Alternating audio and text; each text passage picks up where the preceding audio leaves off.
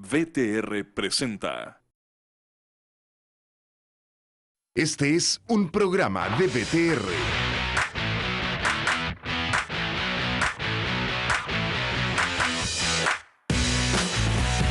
Estamos en tu ciudad. Miramos tu realidad. Panorama 15. La voz de las regiones. Hola, ¿qué tal? Bienvenidos otra vez a una conversación en el marco del Sexto Congreso del Futuro. Hoy día tenemos el placer de estar aquí con grandes próceres del mundo de la edición genética, que fueron los que levantaron las más interesantes conversaciones en Twitter, porque el tema es polémico. O sea, ¿queremos o no queremos editar el genoma? ¿Para qué propósitos queremos hacerlo? ¿Quién puede acceder a esta tecnología? ¿Vamos a mal usarla en el mediano plazo como solemos hacer los humanos? No sabemos. Para eso hoy día estamos con Matthew Porteous. Él es uno de los pioneros y fundadores del campo de la edición genética. Ha desarrollado un nuevo tipo de terapia genética que permite combatir en parte algunas células inmunes al SIDA. David Liu cree que la edición del genoma humano tiene el potencial de tratar enfermedades genéticas, conducir el crecimiento económico en el mundo y transformar la sociedad. Él habló hoy día sobre los desafíos, las capacidades y las promesas y habla sobre los potenciales impactos. Y Chaisha Gao, ¿is that okay? Yeah. Right. Es agrónoma, trabaja en la edición genética con trigo y vegetales, se especializa en ingeniería genómica vegetal y descubrimiento de genes a través de la técnica de CRISPR-Cas9, aplicada a células vegetales para la obtención de plantas de alta calidad y rendimiento. Los tres trabajan más o menos en el mismo campo, claramente con distintas aplicaciones. Esta conversación tiene muchas nuevas conversaciones en Twitter a propósito de la conferencia que se dio aquí en el marco del Sexto Congreso Futuro, así que thank you very much for being with us. Sorry for taking so long to present you, but you are, I mean, you have a lot of things to present, so it's not my fault. No problem. Thank you very much for being here. I just have to make the obvious question, which is, do you think that genome editing is a good news for humanity? And do you think it's something that is only a good news? David, please. So genome editing is a amazingly powerful, relevant technology. So asking if genome editing is a good thing or a bad thing for humanity, in my opinion, is, you know, like asking, is electricity or fire a good thing or a bad thing?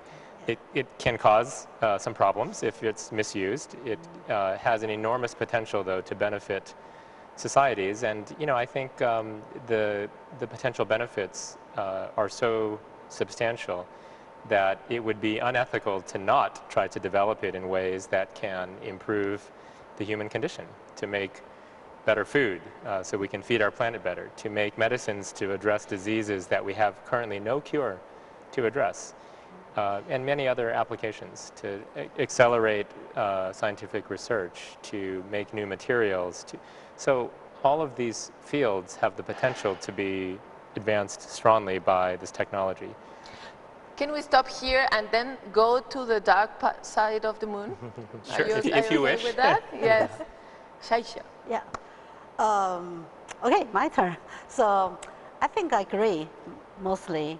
I think if I think about the agriculture, if I compare before we have this new genome editing technologies, it could take many years to get some new varieties, for example. But with this new genome editing technology, as like a new plant breeding technique, it really helps us to save a lot of time and to really make some mutations or changes that we expect to or we want to make.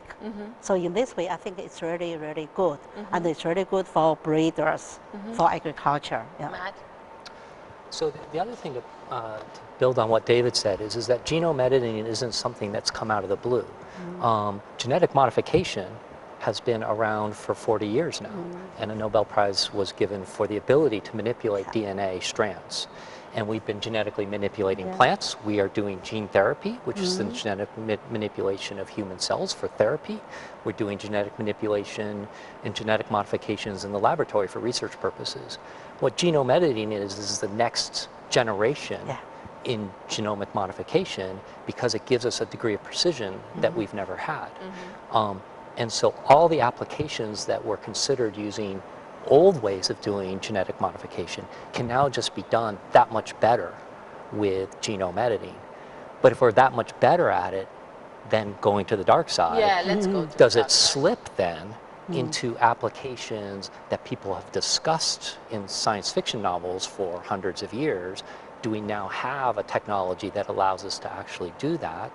And if we do, how do we prevent ourselves from going And you there? know it can happen, no?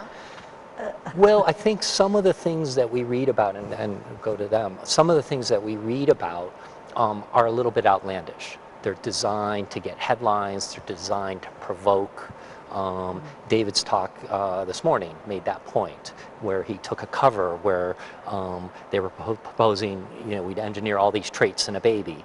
And he basically said, no, no, no, we can't do that, because they aren't simple traits. They're very complex traits that aren't going to lend itself to simple single Yeah, but it modification. was really complex to get to this point. I mean, I don't know if you read Aldous Huxley, Happy World someday, but Brave New when World. I read it, I was like, I don't know, 12 or 11, and it was like, oh, what imagination. I mean, this guy is amazing, and it's like, he just saw the future, It is the future right now, so why can it be? I mean, don't you think it can be used for a terrible purpose?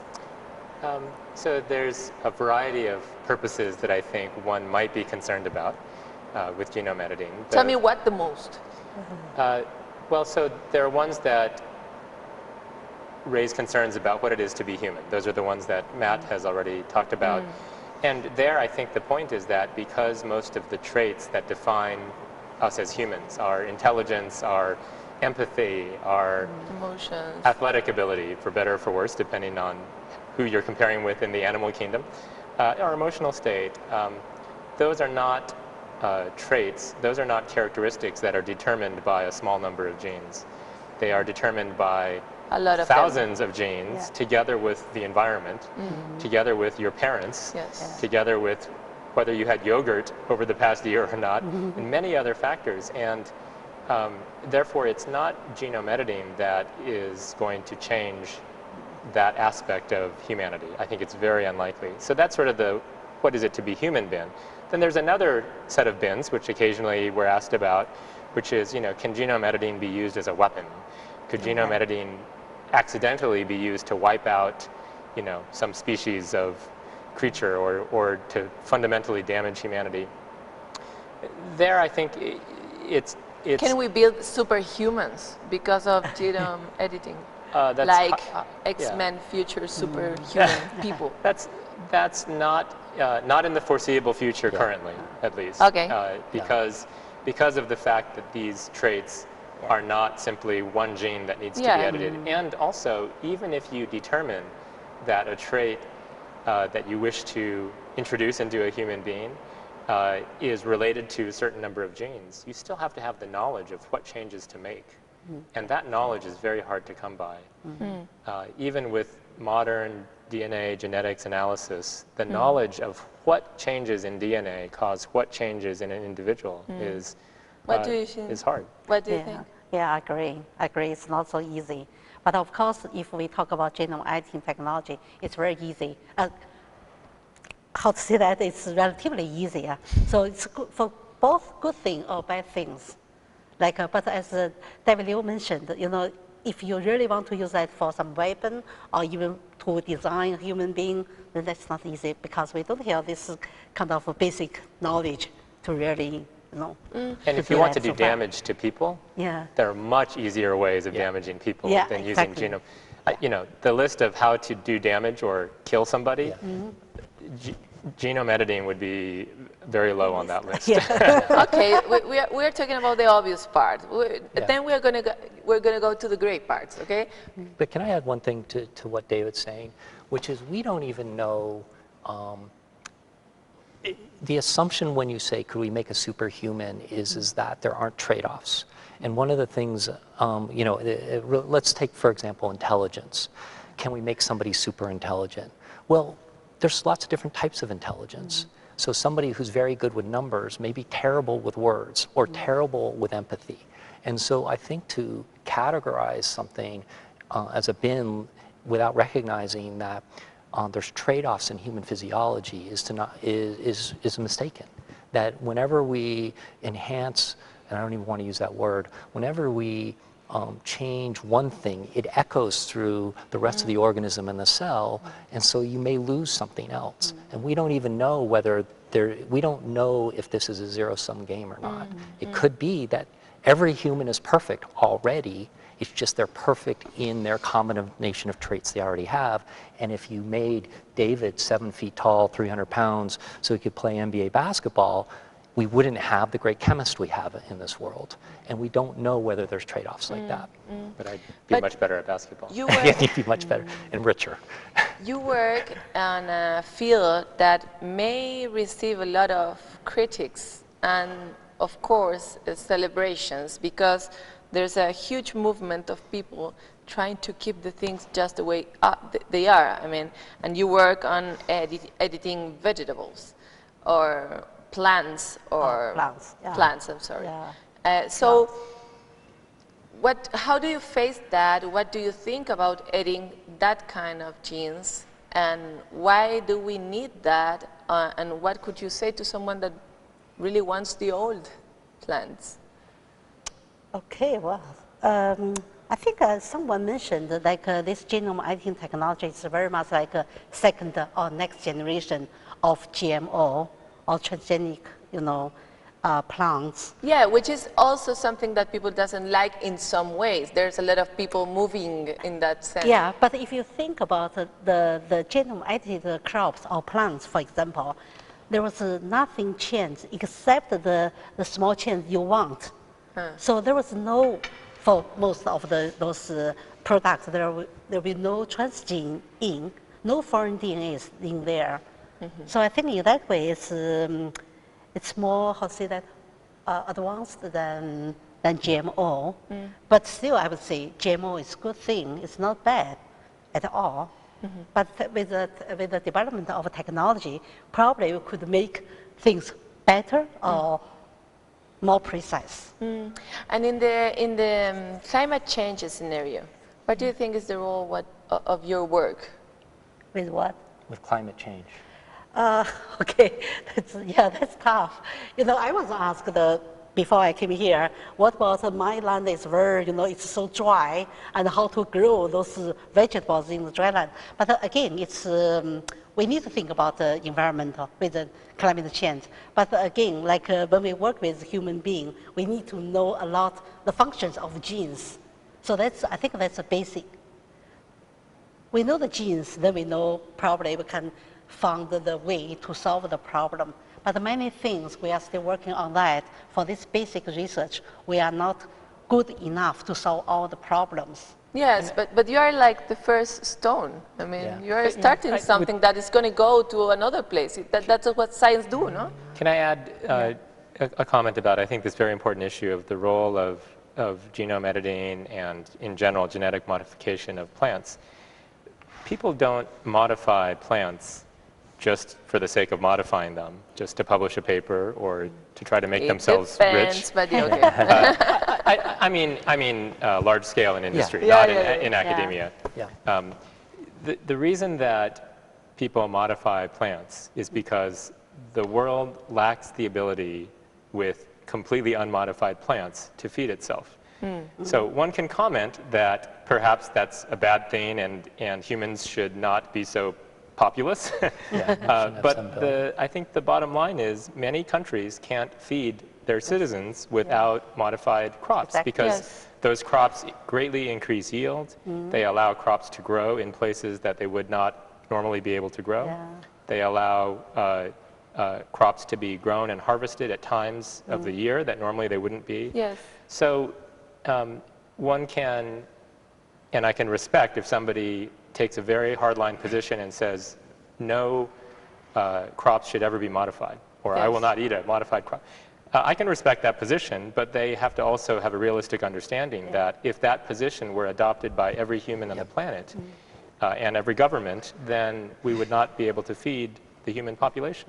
Yeah, sure. And I was talking to one of the other speakers who is, is focused on how do you feed the world. And what he mentioned to me, which in the U.S. I don't think, he's talked about food spoilage.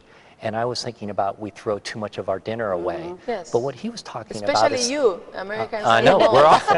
We're awful. Really? But what Especially he, Matt, actually. Yeah. No, I've seen that research. I order 2 meals and throw one away just because. He gives one to his dog. But It's Californian. what was more important is what he was saying is all the food that goes to waste in storage, on the vine. In production. That the inefficiency of getting the crop from the field to the table, there's so much loss. So you could imagine that if genome editing created crops where you decrease the amount of spoilage, now you could decrease the amount of fertilizer use, you could decrease the amount of water use, and it actually might be a way to save our planet by actually making our food production more efficient. We're going to make a pause here because we need to, okay? Okay. And we return immediately. Hacemos una pausa y volvemos enseguida. Panorama 15. La voz de las regiones.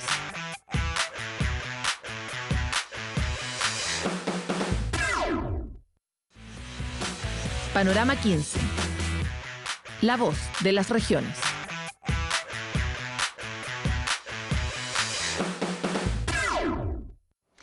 Volvemos con esta conversación que ha sido uno de los paneles más comentados y más esperados en el marco del sexto Congreso Futuro y habla principalmente sobre la edición genética, las posibilidades, los miedos, etcétera, los usos que se le podrían dar. So, let's continue talking about the thing we were talking just off air, and it was about all the scary things that we talk about editing genoma. So, David, can you talk to us about this?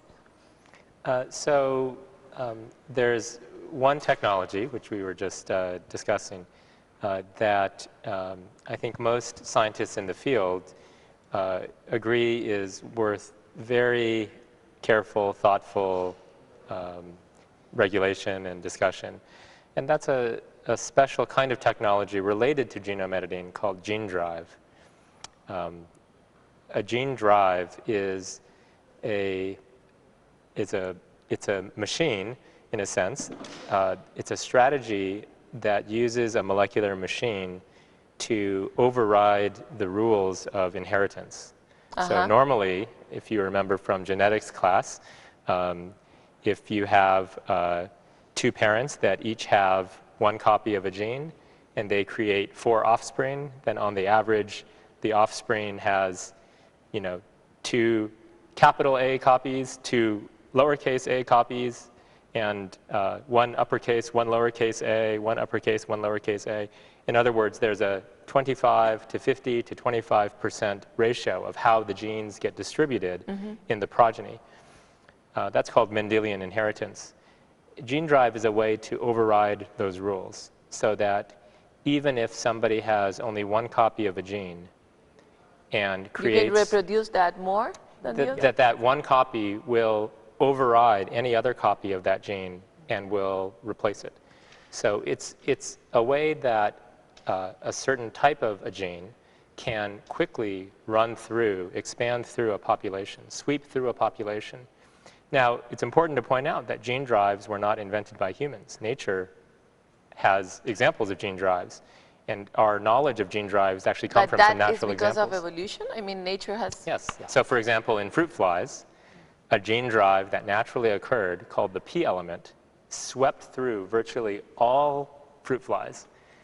Yeah, but and the only ones that weren't affected were the ones that were in laboratories, yeah, ironically. but here's the question, because the people who believes in God or energies or whatever, or natural order, they think that nature do things because of major reasons that we as humans, we don't know So right now, having this technology is like putting in human heads, I hope good heads, to this decision that nature always took that decision in a very wise way. I mean, so what's the point between putting that decision in which hands? I mean, but I don't even think you need to invoke that to have concerns about gene drive. So the way people are discussing about a gene drive is you would put an element that would cripple a species or do that. And so now you're releasing into the ecology something that is man-made, so it hasn't been selected for. The balance of risk and safety has not been selected for, and you release into the ecology. And I think changing the ecology. And changing the ecology. And the concern is that we don't have enough knowledge of all the interactions, all the arrows between all the parts of our world. Of course we don't. To know what both direct and indirect and tertiary consequences of that are. Yeah, but in a micro level, what you do is the same. But in a micro level, because you are working with people. Sure, but when we talk. Am I? Well, no, because a gene drive spreads through the population. No, I know that the power, that's like a genome lethal weapon. Okay, but you are working in a very micro level that also is changing the ecology. The fundamental difference is in a gene drive, if I release a gene drive into, let's say, a mosquito population, it has the potential, it's designed to spread through 100% of the population. Yeah, I understand the if difference Matt develops of a scale. genome editing therapy, he has to ask the patient, do you want this therapy? And the patient can say yes or no. Yes. With a gene drive, there's no decision on the the individual one is basis. it's like a virus, it's like an epidemic, maybe, but you have in a large time but the building same on impact. what David said, a patient who gets a therapy that's based on genome editing has to give consent.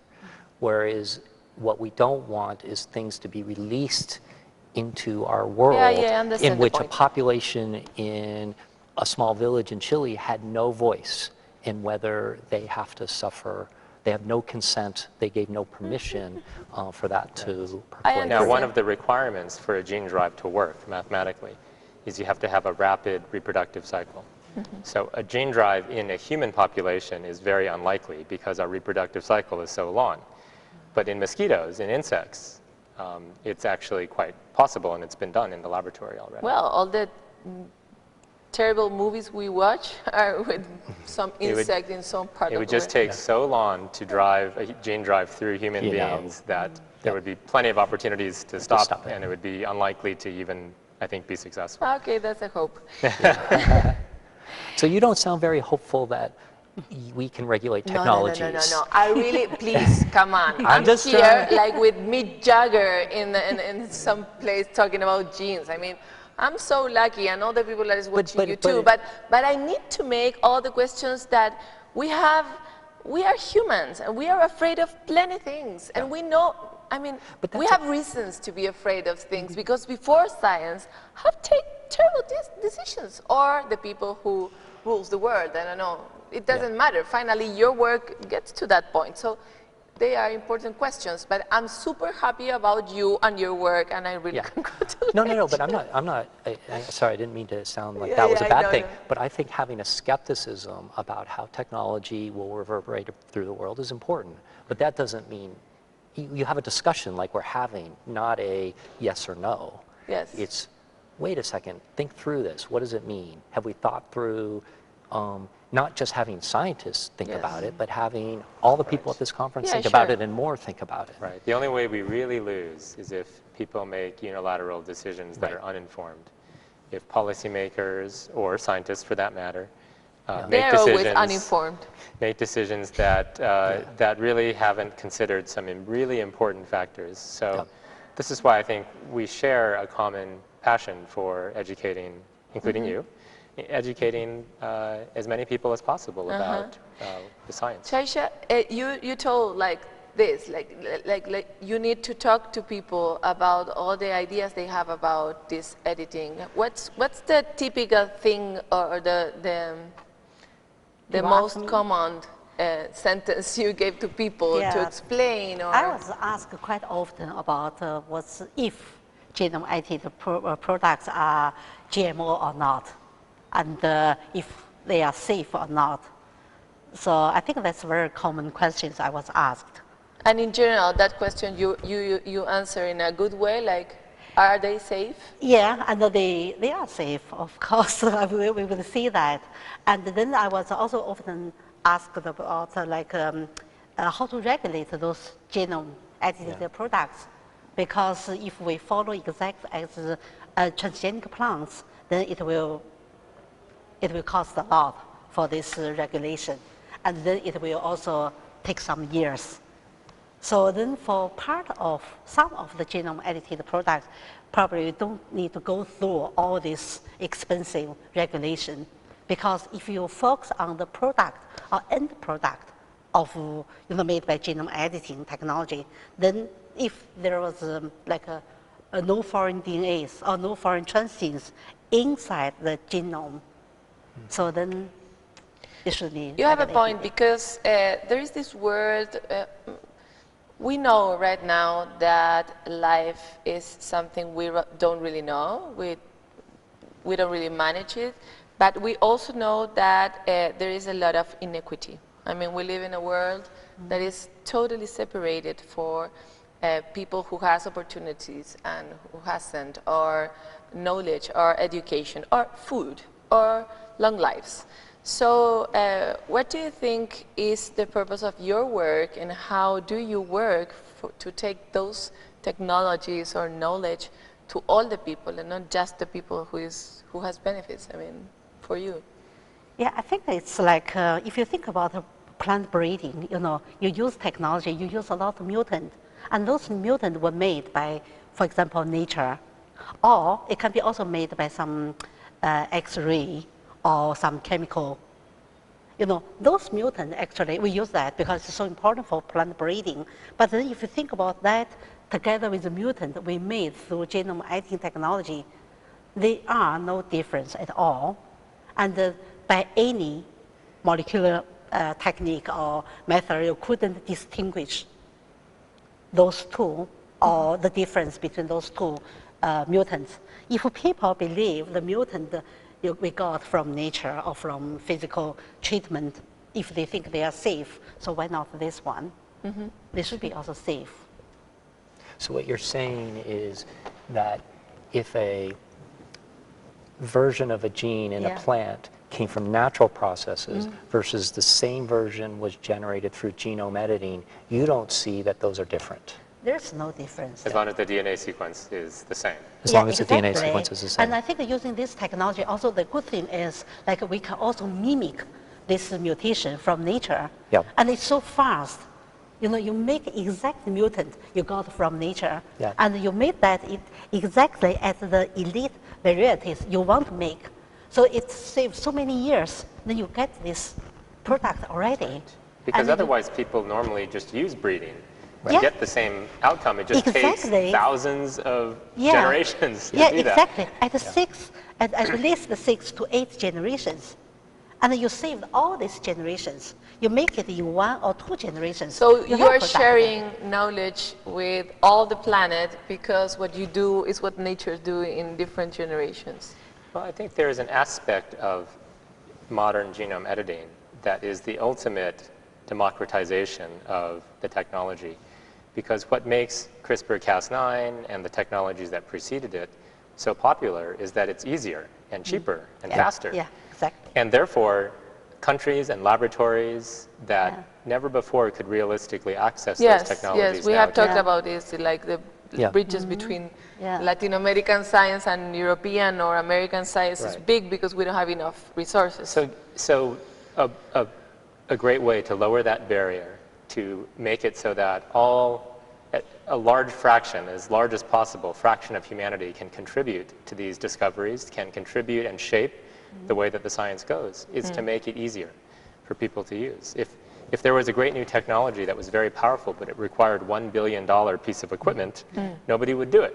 Outside of maybe we have a lot of 3 examples countries. of that, a lot of them. And just to build on both of what they've said is that in a lot of things right now, right, in a transgenic plant, a company owns that, right? And because it's so hard to make, if you're in a part of the world, or you're a farmer in the part of the world who can't afford that improved crop, you're stuck. Yes. Yeah. Whereas what David's saying is, because this technology is so robust and so reproducible, somebody in a part of the world that can't afford to pay the licensing fees for it could just go make it on their own. And and the U.S. government will not let me in because I'm talking about patent law here and getting around U.S. patents. Yeah, the weather's better here anyway. Yeah, exactly. Do you know that, do you think, that is the last, because the director said, but do you think that it shows a change in science? I mean, like, we are now Brain Project, or this project that is trying to share with whole humanity by the way of producing in a very low cost, or to share the information. Do you think that science is changing the way it feels like? I think so. Yeah, I think okay. it is an important component of progress in science that we make the barrier as low as possible so that as many people can try it, verify it, and again, contribute their own ideas, their own culture, their own perspectives to the way that the science shapes our future. Science should never be done as one person or one state or one country driving the entire dialogue. So I think it's an important thing. And as much as all the headlines about CRISPR-Cas9 are sometimes overblown, the good side of it is it has brought in a huge community around the world to think about science and to think about these issues, who previously might not have been thinking about it at all. And it gives us the opportunity to talk to an audience of people in Chile about the basics of genetics and DNA and recombination and CRISPR-Cas9 in a way that was never, they would never have listened to us before. So it's an opportunity that we shouldn't lose either about educating the public. I totally agree.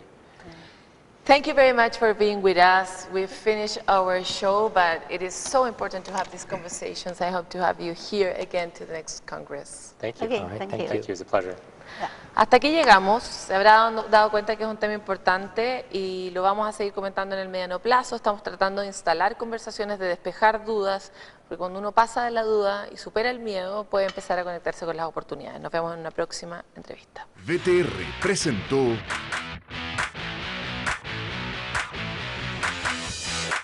Estamos en tu ciudad. Miramos tu realidad. Panorama 15. La voz de las regiones.